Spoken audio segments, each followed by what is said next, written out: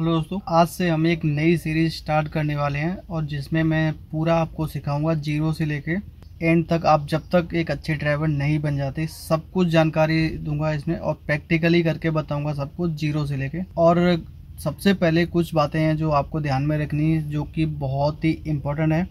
Number 1, आपके पास driving licence होना चाहिए और अकेले कभी भी ट्राई मत करना कि आपने यूट्यूब पे वीडियो देखा मेरा या किसी और का। हज़ारों वीडियो यूट्यूब पे पड़े हुए हैं जो कि बताते हैं कि मैं 5 मिनट में गारंटी से सिखा देता हूँ। आप ये वीडियो देखो, 10 मिनट में आप गारंटी से सीख जाओगे। ऐसा नहीं होता है। कोई भी आपको 10 मिनट में, 15 मिनट में या 20 मिनट में गाड़ी नहीं सिखा सकता। एक लंबा प्रोसीजर होता है। कई बार लोग सालों चलाते हैं फिर भी वो परफेक्ट ड्राइवर नहीं बन पाते हैं। तो ध्यान रखना है, वीडियो देख के आपको गाड़ी लेके निकल नहीं जाना है, ठीक है। लास्ट एंड आखिरी पॉइंट जो ध्यान रखना है कि आपको अगर सीखने के लिए गाड़ी ट्राई करना है तो हमेशा प्रेफर करो स्मॉल गाड़ी से आप ट्राई करो, और जिसमें भी ज़्यादा हाईटेक फीचर ना हो उस गाड़ी से आप ड्राइविंग करना सीखें। तो सबसे पहले आपको क्या करना है, सीट जैसे कोई और ड्राइव कर रहा था, सीट और स्टीयरिंग व्हील उसने अपने अकॉर्डिंग एडजस्ट किया होगा। ये सब गाड़ी अब जब भी आप सीख रहे हो या आप सीखने के बाद भी कभी भी आप गाड़ी में फर्स्ट टाइम एंटर होते हो तो सबसे पहले आपको बैठना है सीट पे और चेक करना है कि आपके अकॉर्डिंग सेट है या नहीं। तो आपको दरवाज़ा बंद करना है, डोर, और उसके बाद से और चेक करना है कि सही से लग गया है या नहीं। यहाँ पे आपको सिंबल दिखेगा, अगर वो रेड का सिंबल आ रहा है तो खुला है, तो फिर से आप खोल के प्रेस कीजिए, दरवाजे लॉक हो गए। फिर आपको आपकी पोजिशनिंग, सीट की पोजिशनिंग ठीक करनी है, ठीक है। उसके बाद में आपको रिक्लाइन एंगल देखना है कि कैसा है, ठीक है या नहीं, ठीक है। अगर आपके अकॉर्डिंग ठीक है देन ओके। फिर बात आती है स्टीयरिंग व्हील की। अब स्टीयरिंग व्हील कैसा रखना है, कुछ लोग ऐसे करके बैठते हैं, ऐसे करके बहुत पास में, और कुछ लोग बहुत दूर बैठते हैं। वो भी आपको नहीं बैठना है। आपको क्या करना है, स्टीयरिंग व्हील का एक मेंटेन रखना है। आपकी जो बॉडी लैंग्वेज है वो मतलब कंफर्टेबल हो जाए, ज़्यादा कंफर्टेबल भी नहीं देना है। तो आपको एसी चलेगी तो लॉन्ग रूट पे नींद वगैरह आ सकती है, ठीक है। तो आपको करना क्या है, जैसे आपकी पोस्टनिंग ठीक हो गई है, अच्छे से हो गई है, फिर आपको स्टीयरिंग व्हील आपको एडजस्ट करना है, जिसका स्विच यहाँ पे होता है नीचे, कुछ इस तरह से आप ऊपर नीचे कर सकते हो। ध्यान रहे सब पहली बार आप स्टीयरिंग ज़्यादा ऊंचा मत करें, अपने अकॉर्डिंग नॉर्मली रखें और कुछ इस तरह से रखें, मतलब आपके जो हाथ है इतना डिस्टेंस होना चाहिए स्टीयरिंग व्हील के बीच में। क्योंकि अगर बहुत पास में बैठते हो तो इन केस एक्सीडेंट वगैरह ऐसा कुछ भी बाई चांस ऐसा कुछ हुआ तो ये एयरबैग खुलने के चांसेस कम हो जाते हैं, क्योंकि ये कुछ इस तरह से उस पर रहता है। तो आपको नॉर्मली इतना गैप आपको देना है, लगभग 1 से 1.5 फीट का आपको गैप देना है स्टीयरिंग व्हील से। और स्टीयरिंग व्हील पकड़ने का सही तरीका क्या है, जैसे अभी स्ट्रेट है, मतलब व्हील स्ट्रेट है और ये इसका साइज भी ठीक है। तो आपको स्टीयरिंग व्हील पकड़ने का सही तरीका क्या होता है, कुछ लोग ऐसे पकड़ते हैं, कुछ लोग ऐसे पकड़ते हैं, कुछ लोग वो वहाँ पे ये रोलर लगा लेते हैं उससे ऐसे घुमाते हैं।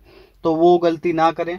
आपको ये पोजीशन जो है, आपको 10 और 10 की, मतलब 10:10 पे ये पोजीशन सबसे बेस्ट होती है, क्योंकि आप जब भी टर्न करते हो तो आपकी गाड़ी प्रॉपर ऐसे होती है, कुछ इस तरह से। जैसे आपने ऐसे पकड़ा हुआ है तो अभी आप इसको करोगे ऐसे, ठीक है, ये एक चक्कर हो गया, इधर से करोगे तो ऐसे ये हो गया। इससे क्या होगा, आपके हैंड ना ऐसे क्रॉस नहीं होंगे तो आपको कभी भी स्टीयरिंग व्हील फंसेगा नहीं। कुछ लोग ऐसे एक हाथ से चलाते हैं, ये भी नहीं चलाना है। हाँ, ऐसे यहाँ से पकड़ते हो, अगर आप हाईवे पर हो तो आप नॉर्मली ऐसे यहाँ पे पकड़ के चला सकते हो। ये 3 पोजीशन होती है जो सबसे बेस्ट मानी जाती है ड्राइविंग के लिए। एक ये होती है 10-10 की, फिर ये होती है 9-3 की, और ये होती है 8-4 की। मतलब ये 3 पोजीशन आप अच्छे से स्टीयरिंग को अच्छे से पकड़ने के लिए सबसे बेस्ट होती है। तो ये रहा स्टीयरिंग का। आप एडजस्ट यहाँ से कर सकते हो, नीचे से, यहाँ से नीचे से कर सकते हो। ये रहा इसका स्विच, डिपेंड करता है कौन सी गाड़ी है आपके पास। तो इसका यहाँ पे दिया है, किसी का साइड पे भी होता है। उसके बाद जो पॉइंट आता है वो आपको ध्यान रखना है, स्टीयरिंग व्हील, आपके व्हील्स, टायर जो गाड़ी के हैं वो स्ट्रेट हैं या क्रॉस में है, किस साइड पे, वो आपको कैसे पता चलेगा।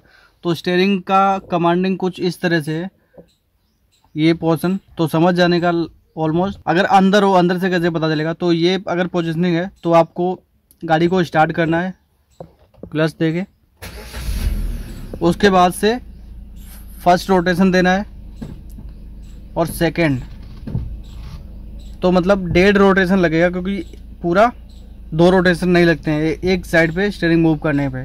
उसके बाद से आप फिर से करो रिटर्न, एक हो गया, ये हो गया। तो अभी आपके टायर स्ट्रेट हो गए हैं, जैसा कि आप देख सकते हो।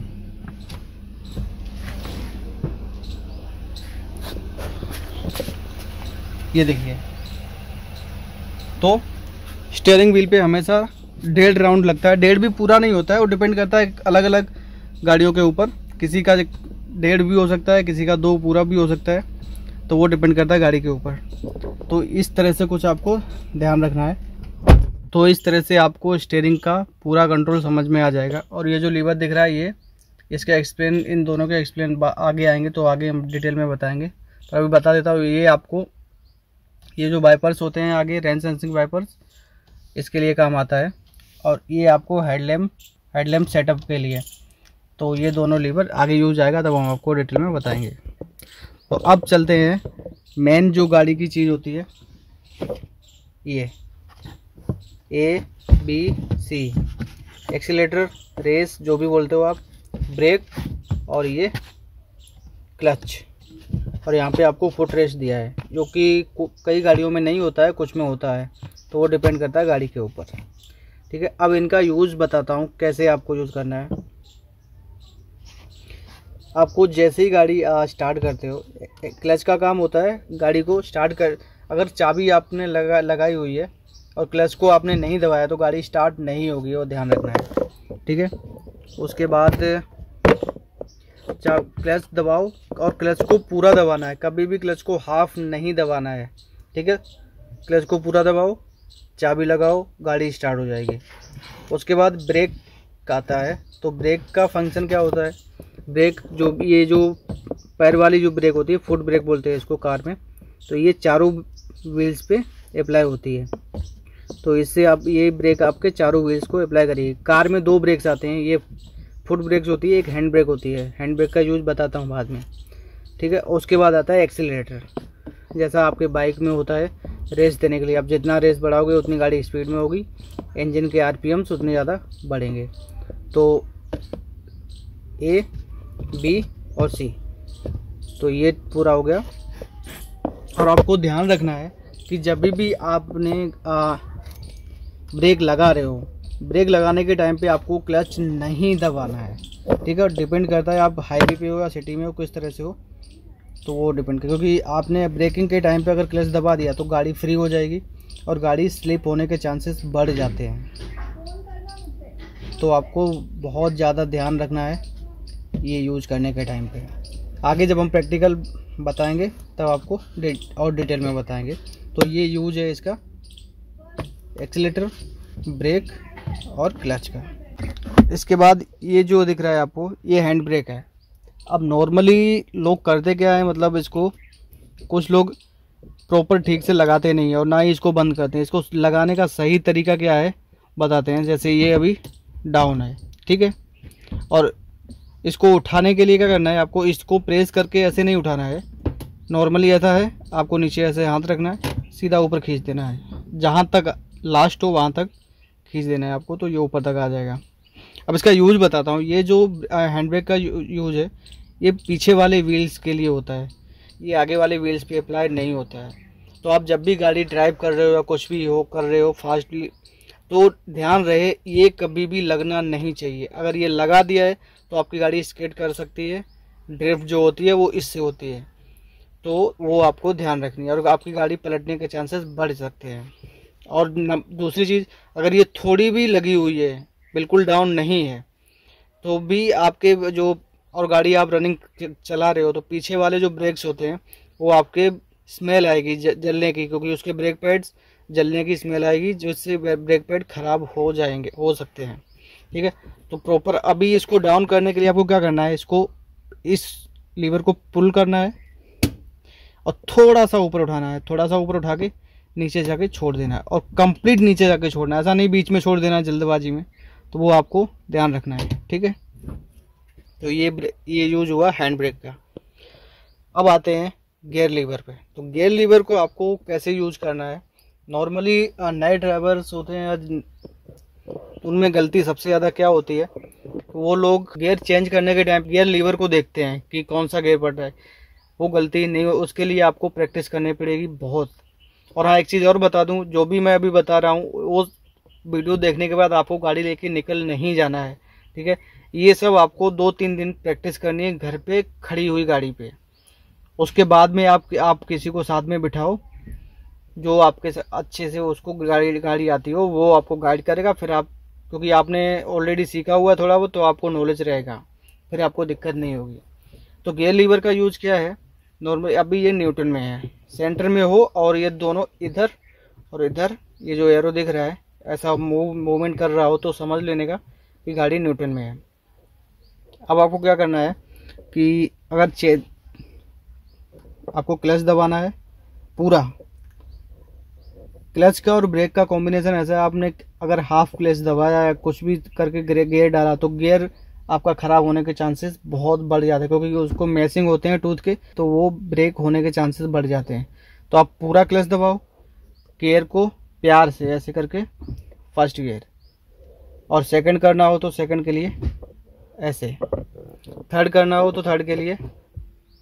अब थर्ड में एक्चुअली थर्ड फोर्थ में क्या प्रॉब्लम आती है, नॉर्मल ये सेंटर पे होता है, जैसे आपने सेकंड डाला हुआ है, अब आपको ये क्वेश्चन आता होगा कि अभी हम थर्ड पे जाएंगे तो आपको कैसे जाना पड़ेगा। कुछ लोग क्या करते हैं, नए ड्राइवर होते हैं, फर्स्ट पे जाके फिर मूवमेंट करके फिर ऐसा करके फिर थर्ड डालते हैं। ऐसा नहीं करना है। जैसे अभी आप सेकंड पे हो तो सेकंड आप जैसे ही निकालते हो ये, तो अभी लीवर सेंटर में आ गया, अभी आप जैसे ही ऊपर करते हो तो ये थर्ड लग गया, सेम नीचे ऐसे तो ये फिफ्थ लग जाएगा, आगे जाके फिर आपको ऐसे करना है तो फिफ्थ लग जाएगा। और ये ध्यान रखना है, इसकी प्रैक्टिस आपको सबसे ज़्यादा करनी है, क्योंकि ये सबसे इम्पोर्टेंट चीज़ है। और ये गियर लीवर सभी गाड़ियों में अलग होता है, किसी में 5 गियर होते हैं, किसी में 6 होते हैं, और किसी ये नॉर्मल है, ये 5 गियर ब्रेजा, मारुति की ब्रेजा है तो इसमें 5 गियर है प्लस 1 रिवर्स के साथ में, और इसमें रिवर्स है ना नॉर्मल लगता है, ये देखिए कुछ इस तरह से, तो ये रिवर्स लग गया। नॉर्मल बहुत सारी गाड़ियों में कैसा होता है, किसी में ऐसा उठा के लगता है और किसी में ऐसा दबा के लगता है, तो वो चीज़ अलग अलग रहती है, ठीक है। तो वो आपको ध्यान रखना है। और एक चीज़ और, अगर आप सपोज आप 5th गियर पे चल रहे हो और आपने सब डायरेक्टली सेकंड या थर्ड वन लगा दिया तो आपका गियर एकदम से ब्रेक हो जाएगा, तो वो ध्यान रखना। आप 5th पे हो कोई दिक्कत नहीं, गाड़ी की स्पीड पे डिपेंड करता है, क्योंकि जैसे फर्स्ट गियर के लिए आपको स्टार्टिंग में ही लगाना पड़ता है, सेकंड गियर के लिए 20 की स्पीड, फिर थर्ड के लिए 40, 60, 80 इस तरह से गियर लगते हैं। तो स्पीड के मेंटेन के हिसाब से आपको गियर चेंज करने हैं। वैसे ही जैसे लगाया आपने, अब निकालने की बारी, जैसे आपकी गाड़ी 60-70 पे चल रही है, अभी आपको सामने ब्रेकर दिख रहा है, तो ब्रेकर के लिए आप पहले से गाड़ी स्लो करोगे, फिर डिपेंड करता है आपकी स्पीड सपोज अभी 20 की रह गई है तो आपको डायरेक्ट 5 से निकाल के सेकंड पे लगा देना है, ठीक है। और अगर 30 से 40 की स्पीड है तो आपको थर्ड या फोर्थ गियर रखना है, ठीक है। 40 की स्पीड पे आपको फोर्थ गियर रखना है, और अगर 20 की स्पीड है तो सेकंड गियर पे लाके आपको गाड़ी और स्लोली करके ब्रेकर को निकालना है, ठीक है। तो इसकी गियर की, क्लच की, ब्रेक की, हैंड ब्रेक की, इसकी सबकी आपको प्रैक्टिस बहुत करनी पड़ेगी बंद गाड़ी पे, घर पे। और ध्यान रहे इसको आपको बिल्कुल प्यार से करना है, क्योंकि अगर ये जग दे के करोगे, झटके से करोगे तो आपका लीवर ख़राब होने के चांसेस बहुत ज़्यादा बढ़ जाते हैं, ठीक है। अब इतना कुछ होने के बाद फिर आपकी बात आती है गाड़ी में पीछे, मतलब अगर आपकी गाड़ी नॉर्मल है मेरी तरह, इसमें कोई कैमरा वगैरह नहीं है, और आप रनिंग के टाइम पे, ड्राइविंग के टाइम पे आप गाड़ी पीछे से कैसे पता चलेगा पीछे कौन आ रहा है क्या है, तो आपको ये ORVM जो बाहर के मिरर्स होते हैं पीछे देखने को, उनको बोलते हैं ORVM, outside rear view mirror बोलते हैं ये, और जो अंदर होता है इसको बोलते हैं IRVM। तो इन तीनों को सबसे पहले आपको अपने अकॉर्डिंग सेट कर लेना है कि आपकी जो पोजीशन सीट पे है, स्टीयरिंग पे है, उसके अकॉर्डिंग आपको तीनों मिरर से पीछे का व्यू आना चाहिए, ठीक है। ये बहुत इंपॉर्टेंट चीज़ होती है, ये 3 आँख होती है मतलब कार की, बहुत इंपॉर्टेंट। नए ड्राइवर्स भी और कुछ लोग भी ऐसा करते हैं कि ये बाहर वाले जो ORVMs होते हैं इनको बंद रख के गाड़ी चलाते हैं, तो प्लीज़ ऐसे मूर्खों, ऐसे बेवकूफ़ों से दूर रहने का, क्योंकि वो लोग खुद भी मरते हैं और दूसरों को भी मरवाते हैं। तो अगर रोड पे कोई ऐसा दिख जाए जो ORBMs को बंद करके चला रहा है तो प्लीज़ उससे एक लिमिटेड डिस्टेंस मेंटेन रखें, क्योंकि वो खुद भी मरेंगे, दूसरों को भी ले जाएंगे।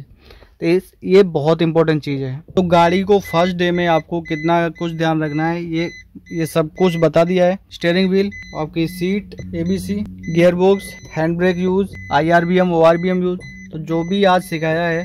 अभी नेक्स्ट लेसन में हम क्या करेंगे, गाड़ी को मूव करना सीखेंगे। फर्स्ट गियर में कैसे स्टार्ट होती है, कैसे आपको मूव करनी है, किन चीज़ों का ध्यान रखना है। तो ये था हमारा आज का फर्स्ट लेसन, और आपको ध्यान से अच्छे से सब कुछ सीखना है। और कल इसका नेक्स्ट लेसन आएगा सेकंड, जिसमें हम गाड़ी को मूव करना सिखाएंगे फर्स्ट गियर में, कैसे किन किन चीज़ों का ध्यान रखना है और क्या क्या कैसे कैसे आपको आगे मूवमेंट करना है, वो सब कल के टॉपिक में रहेगा। आज का सिर्फ बेसिक नॉलेज था जो कि बहुत ज़रूरी है, और ये घर पे आप प्रैक्टिस करनी है बहुत बार। जब तक आगे आप एकदम से आँख बंद करके नींद में भी आप गियर ना चेंज करने लगो, तब तक आपको प्रैक्टिस करनी है, गाड़ी को चलाना नहीं है। ठीक है, चलाना कब है, जब इस सब की प्रैक्टिस अच्छे से हो जाए। आपको नींद में हो, आपको बोलो चलो गाड़ी चलानी है, फिर आप तो भी आप आराम से गियर चेंज कर सको, फर्स्ट, सेकंड, थर्ड, फोर्थ। जब तक इस तरह से आप नहीं बन जाते हो तब तक आपको प्रैक्टिस करनी है। ठीक है, और अगर फिर भी आपको कोई डाउट रह गया तो कमेंट में बताइए, तो नेक्स्ट लेसन में हम उसको ऐड कर लेंगे। वीडियो देखने के लिए बहुत बहुत धन्यवाद। मिलते हैं सेकेंड लेसन में कल, तब तक के लिए जय हिंद।